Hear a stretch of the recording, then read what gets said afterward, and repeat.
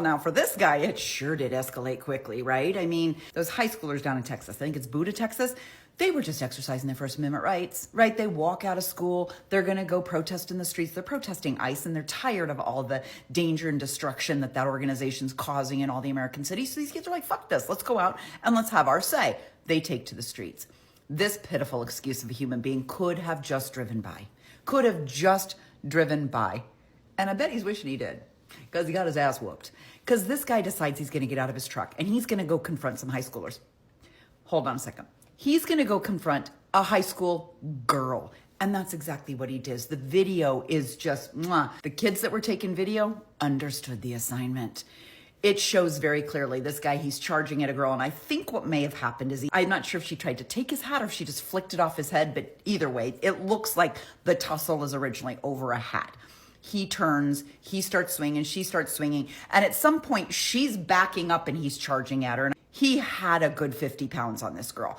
And let's just say, she got in some licks, but she was going backwards down a hill and he kept pushing her. And eventually he pushes her on the ground and he's basically on top of her, about to pummel her, when one of her friends comes running in, right? The long-haired, badass bestie, she comes in and she's trying to grab him off of her friend.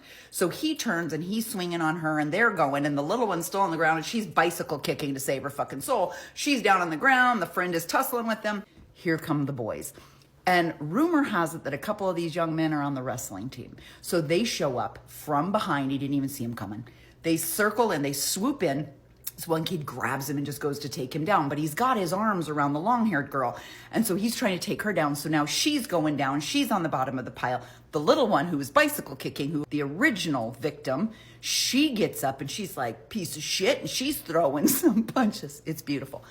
And before you know it, it's fucking on. I mean, it is fucking on.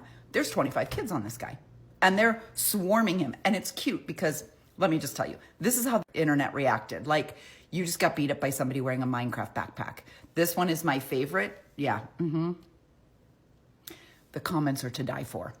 Now, after a bunch of people get in some licks, this guy finally kind of escapes. Got his hat. By God, he's holding on to that hat because he paid $16 for that hat on his Lord and Savior's website. And he's fucking fighting over that hat.